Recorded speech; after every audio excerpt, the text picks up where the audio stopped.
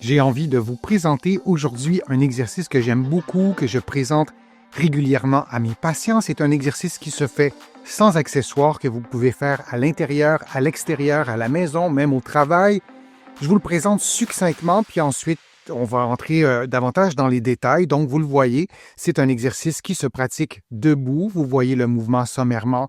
Je vous le disais, on y reviendra. Et vous voyez aussi en rouge les muscles qui sont stimulés. On peut vouloir faire l'exercice pour nos capacités cardiovasculaires, c'est-à-dire la capacité du cœur, mais aussi des vaisseaux sanguins, notamment des artères. Et c'est tellement important. On sait que la qualité de vie, la longévité, même le risque de maladies chroniques sont associés aux artères, à la santé du cœur. Et plus toutes ces structures sont en santé, plus on prolonge notre vie et on améliore notre qualité de vie. Et on n'y pense pas, mais un simple exercice comme ce que vous voyez en ce moment, comme l'exercice que vous voyez en ce moment à l'écran, ça stimule tout ça. Pourquoi? Parce que ça stimule de grands groupes musculaires. Vous le voyez, vos cuisses, les quadriceps notamment, ce sont les gros muscles qui sont à l'avant de la cuisse. Ces 4 muscles qui sont réunis ensemble par un même tendon. Et vous voyez aussi les pectoraux. Et pour faire fonctionner ces muscles-là, on a besoin de quoi? On a besoin d'oxygène. Et quand vous faites un exercice comme celui-là, vous augmentez votre demande en oxygène et votre cœur doit battre plus vite pour acheminer cet oxygène à vos muscles. Sinon, vous ne pourriez pas faire l'exercice et il y aurait une fatigue qui s'installe.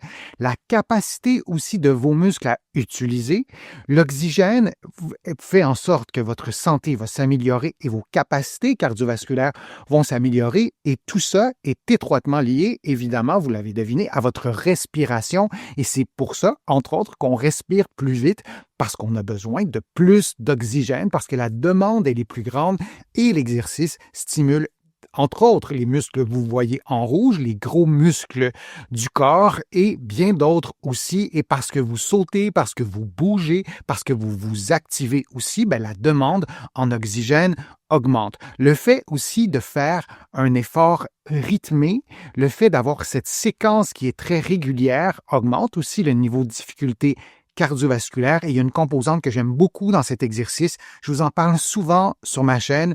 Ce sont les exercices ou les entraînements par intervalle.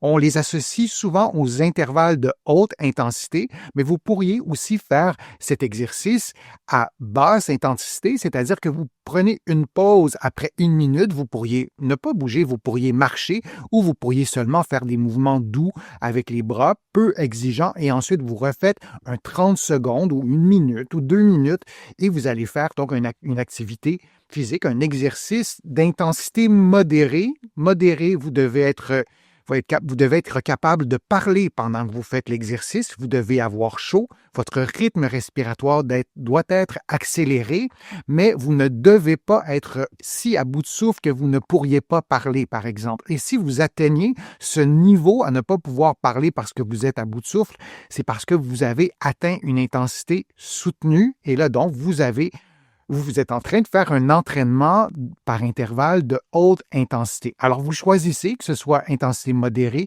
que ce soit intensité soutenue, même de basse intensité. Ça peut être intéressant si vous êtes un peu moins en forme de commencer par le commencement, c'est-à-dire une basse intensité, et plus tard, vous pourrez augmenter également le niveau de difficulté. Il y a un autre élément dans cet exercice-là qui stimule les capacités cardiovasculaires. C'est plutôt la difficulté liée à l'équilibre. Il n'y a personne qui peut faire cet exercice-là sans stimuler ses réflexes d'équilibre. Si vous êtes peu en forme, si vous n'êtes pas habitué de faire des exercices points, peut-être que vous allez trouver ça encore plus difficile pour l'équilibre, mais même si vous êtes en forme, votre corps, votre posture, vos muscles posturaux doivent se contracter et eux aussi, pour se contracter, ont besoin d'oxygène et cet oxygène, cette demande accrue en oxygène fait en sorte que votre corps, votre cœur, vos poumons vont devoir accélérer leur travail, vont devoir augmenter l'intensité et pour cette raison-là, vous allez stimuler en tout cas vos capacités cardiovasculaires pour avoir un effet d'entraînement, un effet cumulatif. On veut faire l'exercice idéalement au moins 2 fois par semaine, mais davantage 3, 4, ça peut être 5 fois par semaine et vous adaptez toujours les paramètres à vos capacités physiques. On regarde maintenant l'exercice plus en détail. Vous le voyez, c'est un exercice qui se fait debout, les pieds à une largeur équivalente à la largeur du bassin, les bras ouverts à hauteur des épaules et vous gardez votre tronc droit et le regard à l'horizontale du début à la fin de l'exercice. On veut avoir un bon alignement articulaire entre les épaules, la tête aussi, le bassin et les pieds.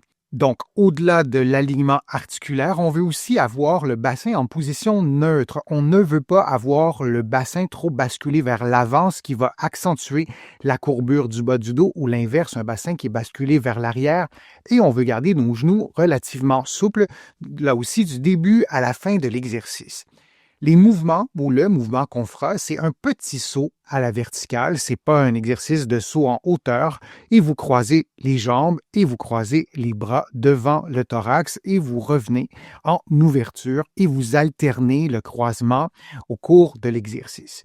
Le rythme doit être dynamique mais contrôlé. On ne veut pas que vous fassiez des mouvements trop rapides, mal contrôlés, qui soient en fait imprécis et on veut que l'atterrissage soit silencieux. Vous amortissez l'atterrissage en fléchissant les genoux notamment et on veut que votre respiration soit libre. On ne veut jamais bloquer la respiration comme ça. Ça, c'est important. Pour réduire le niveau de difficulté, vous pouvez faire le même exercice mais sans saut en pliant seulement les jambes. Vous pouvez aussi réduire l'amplitude des mouvements des bras, réduire l'amplitude aussi des membres inférieurs et vous pouvez ralentir le rythme. Vous pouvez aussi prendre des pauses. Pour augmenter le niveau de difficulté, vous pouvez faire l'exercice plus rapidement sans perdre en précision de vos mouvements.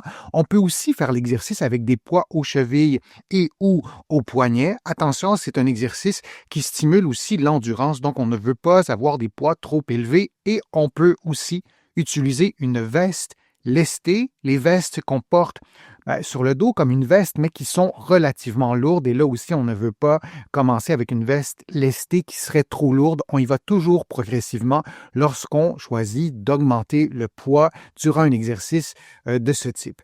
Les paramètres, vous pouvez compter le nombre de sauts que vous faites. Donc, vous pourriez faire une dizaine de sauts, prendre une pause et répéter 3, 4, 5 séries. Moi, je préfère faire l'exercice pendant 1 minute ou un laps de temps précis, prendre une pause et répéter.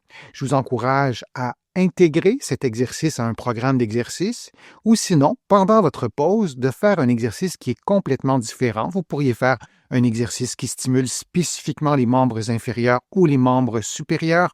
Vous pourriez faire un exercice en position assise ou un exercice au sol. C'est intéressant de diversifier les positions de nos exercices à l'intérieur d'un même programme ou si vous combinez cet exercice à un autre, là aussi c'est intéressant de faire l'exercice dans plusieurs positions. J'espère que l'exercice vous sera utile.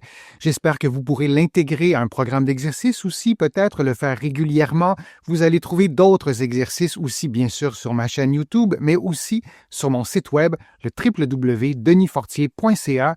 Vous allez pouvoir aussi vous abonner à une infolettre hebdomadaire gratuitement. Vous allez trouver aussi beaucoup d'autres exercices, des conseils, des informations dans mes livres, notamment Plus jamais malade, mon approche globale pour un corps en santé et mon autre livre, Lève-toi et marche, et il y en a plusieurs autres aussi. Je vous remercie de votre participation aussi sur ma chaîne, pour vos commentaires et aussi vos contributions, ça me touche beaucoup. Vous le savez, sans elles, je ne pourrais pas vous produire autant de nouveaux contenus. Vous pouvez contribuer directement sur YouTube ou sur mon site web. Je suis Denis Fortier. Je vous remercie beaucoup. À bientôt.